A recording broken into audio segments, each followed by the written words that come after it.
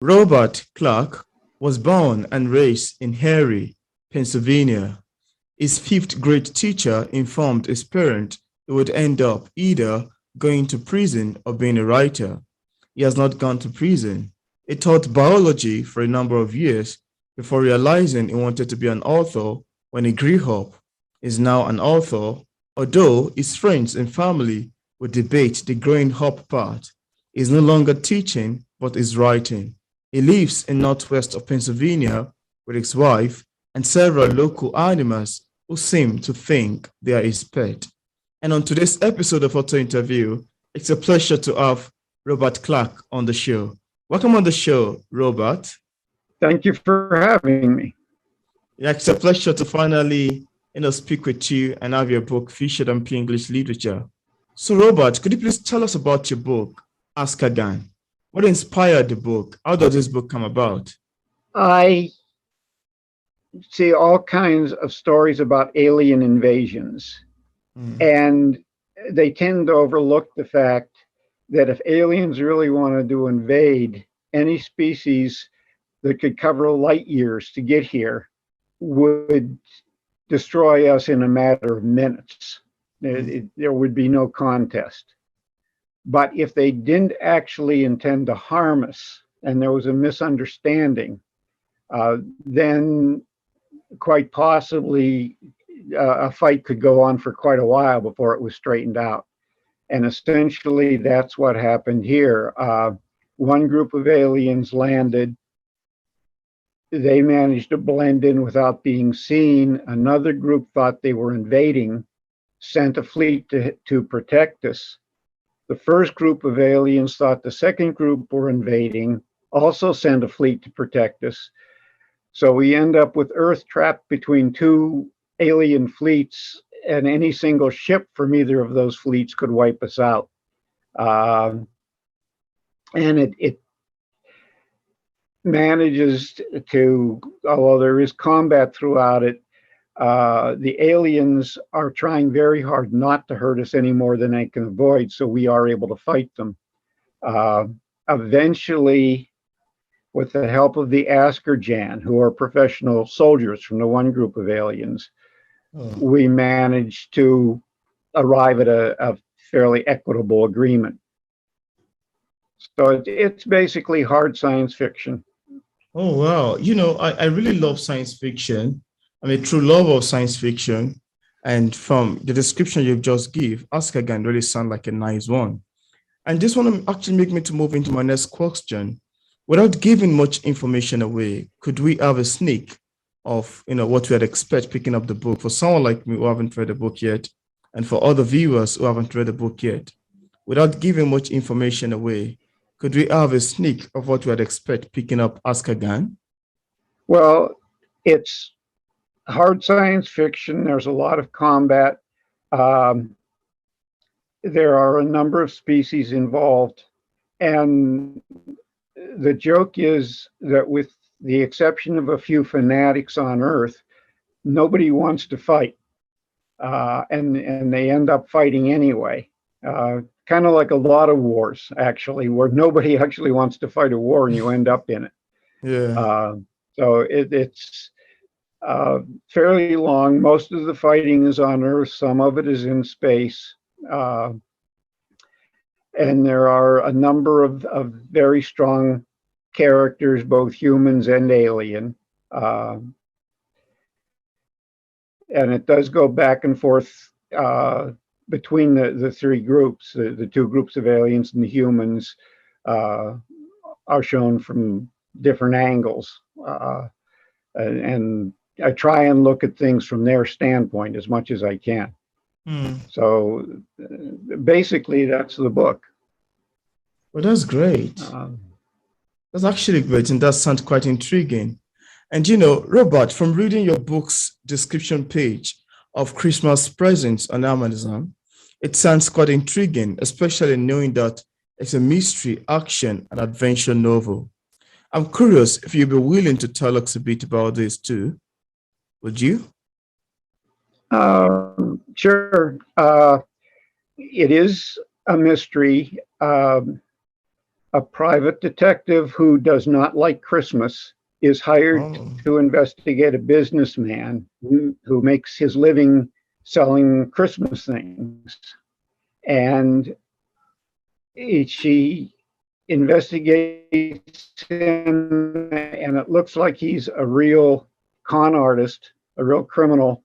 And then the next bit of information she gets makes him seem like some kind of philanthropist trying to oh help other wow. people. And it keeps going back and forth between the two. And she really isn't sure whether this is one of the good guys or one of the bad guys. Uh, and as it goes on, she starts to worry that he might be a religious fanatic. There was at one time a St. Nicholas cult, and they were known at times to be quite violent. And she starts having reasons to believe that he may have something to do with resurgence of that cult. Um, and he always seems, whatever she does, and she's an excellent investigator, he always seems to be one step ahead of her. Uh, Oh, it's a fairly long, involved investigation on her part. Uh, and it does have a kind of a hook at the ending, so I don't want to say too much and give that away. absolutely. Absolutely. But Yeah, that's great. I love the, uh, it's an yeah. Well, also it's interesting because as the book turns out, there are no villains. There really are no bad guys in this one. oh, Just misunderstandings. that's great. And that sounds quite amazing to know. Now, Robert, I also want to ask you, as authors, we'll all have different ways of reacting to feedbacks and criticism. And this want to make me to ask you, how do you react to negative criticism of your book, if you've ever had one in time past? If it's positive criticism, if it says, gee, I see this, you could have done this better. Here's a suggestion. Here's what I don't like about it, and here's why. That I actually enjoy getting Yeah, because that does help me do a better job of writing. yeah, If it's something that just says your book stinks and I hate it, I don't like that. It's yeah. I positive criticism I enjoy, but insults I don't. That's good. I So love that. And I this is actually true because some readers are just so cruel in terms of leaving feedbacks. Some do it intentionally to there are hurt the some. authors, while some other ones do it constructively. So we have quite a lot of Yes, people's intention, different intention towards negative criticism. yes. Now, Robert, I also want to ask you, is there any challenges that you experienced while writing your books, both Askargan and the Christmas novel? If there's any, could you share with us what challenge it is and how you ultimately overcame it? Actually, a couple challenges. One is time. Mm, There never seems to be enough time to do the writing I want. absolutely. Another is when I start, my training in writing is scientific writing, which is very brief and very succinct. Mm, My wife says that when I do my first draft of a book, it looks like a detailed outline. So once I do that, I have to go back and fill it out. Um, and it's, I might end up with an initial draft that's 100 pages, but when I get done making all the changes that she recommends, I end up with 300 pages. wow. Um, that is a problem because I do tend to write very, very brief, very sketchy types of things when I first start. And that's something I have to deal with every book I write. Mm, that's great. This actually sounds very great. Now, I also want to ask you, could you tell us about your other bodies of work? Are you currently working on another book? Or I'm just curious, are you currently working on another book? Should we be expecting something else from you? Uh, Actually, I'm always working on at least two or three books. Um, The one I'm spending most time on now is a series of books called Swordsman, which is a post-apocalyptic series where people are trying to rebuild after the collapse of civilization. And the one country develops a group called swordsmen who are intended to work as ambassadors and spreaders of knowledge. But because they are working in a world that has become in many ways barbaric, they have to be able to defend themselves. And they decide to use swords as their primary weapon.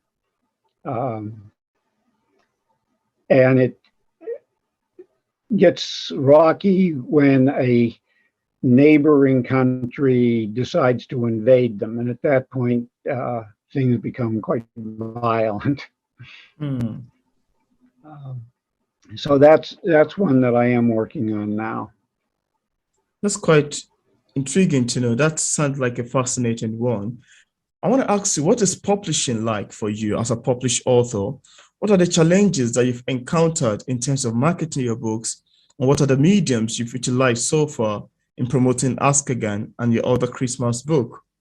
The publishing is a pain.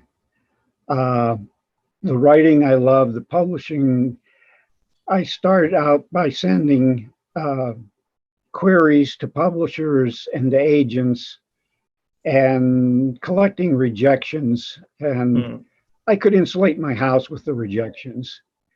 I did find one agent who was very useful and a number of publishers who published my work. The problem is they were small publishers. They couldn't compete with the big publishers, and one after another went out of business. Oh, wow. So did the agent. So now mostly I self-publish. It has frustrations because when you self-publish, any advertising you have to do yourself. Absolutely. But then the same thing's true with the small publishers. It's only the big publishers that can really advertise your books. Absolutely.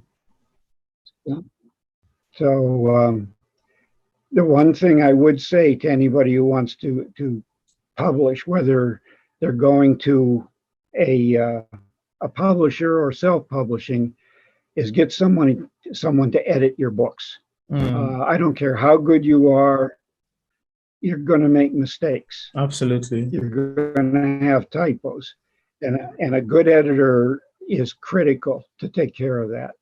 Yeah. I'm lucky because my wife has a master's degree in English, so she does my editing. Most people aren't that lucky. That's amazing to know, actually. That's beautiful. You're so lucky. Yes, I am. I actually want to ask you, Robert, is there anything that you love to share with the viewers about your books that we couldn't mention in this interview and you'd love the viewers to know? Well, I've published 17 books so far. All of them are either science fiction, fantasy, horror, or some combination of those. Some of them have a bit of dark humor in them. Dog Sickle. Generally, I try and make my characters halfway believable, even the ones that aren't human. It always annoys me when I see a vampire movie and this 160-pound man turns into a 3-ounce bat. It can't happen. So when I deal with vampires, we end up with a 150-pound vampire with a 50-foot wingspan. And but the one exception I've made to that, I've got one book, Dog Sickle, where a small dog, after being put in the freezer, becomes some other kind of creature and is capable of chewing through steel, has venomous saliva when he wants to use it, can eat hundreds of times his own weight. And he's totally unrealistic. but Wow. it was fun to write.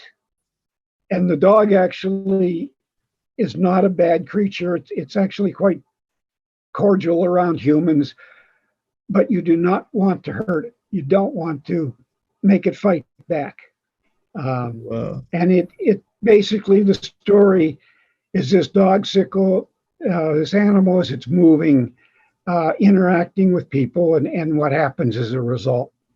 Oh, wow. And in some cases, the results are very favorable. In some cases, they aren't Unfavorable. for the people. So it's that kind of thing. And actually, the inspiration for that, a friend of ours was in the process of moving. His dog died. It was winter. He couldn't bury it. He didn't know what else to do with it, so he stuck it in the freezer. And that's what gave me the idea for the book. Oh, Was this wow. dog it came out of the freezer, but wasn't a dog anymore. Wow. So that's one that I've written. That I guess technically it would be called a horror, but I'm not really sure what you'd call it. Other than that one, though, I try to make my non-human creatures as realistic as possible. I taught biology for 36 years, so Oh. I tend to try and make things realistic. That's great. That's great. That sounds very great. I also want to ask you, as a published author, what sort of advice do you have for other writers who are still struggling with, writing and publishing a book like yours? What do you tell people in this category? The first thing is write the book. And I've seen a lot of people that say, well, I'm going to write this, I should write this, and they never really get around to it. You've got to sit down and write. Don't worry about the book being perfect. Don't worry about your writing being perfect. Just get it down. You can, once you have the basic book down, you can go back as often as you need and rewrite it and repair it. And if it takes 5 or 6 or 10 or 20 rewrites, there's nothing wrong with that. You just keep doing it until the book is to where you want it. It's Yeah, never going to be perfect. absolutely. That just can't happen. But you finally have to say, okay, this is where I'm going to stop. I've done 15 rewrites. I've had it edited. At this point, I'm ready to go. Then you just have to decide whether you want to send out query letters to publishers and try and get it published by one of them, or whether you want to publish it yourself. There are a lot of places, Amazon, several others, where you can self-publish without too much trouble. The biggest problem that I've seen with self-publishing is there's no real control on it. And some of the stuff, a lot of the stuff that gets self-published is really garbage. And that gives everybody who self-publishes a bad name. And that's one of the advantages of going with a publisher instead of self-publishing. Yeah, So that's true. That's true. And I love that you mentioned this in your interview, because this is something that I've actually loved talking about. How people have the perception that every self-published book is a garbage. Every self-published book is a trash because it's not well refined. It's not this, it's not that. Now, Robert, I want to ask you, where can viewers get a copy of your book for people that will be interested in purchasing one? Well, Amazon has the books in both paperback and ebooks. So that's what I would say is go to Amazon. Aside from some local bookstores, I've never had any luck getting my books into bookstores. So it's almost got to be from Amazon. That's great. And I've left a link to Robert Clark's book in the description part of this interview for viewers who would love to get a copy directly on Amazon. Thank you so much, Robert Clark, for accepting the invitation to be featured on P-English Literature. It's a pleasure having you on the show. It was a pleasure being here. Thank you. Yeah, you're welcome. That's it.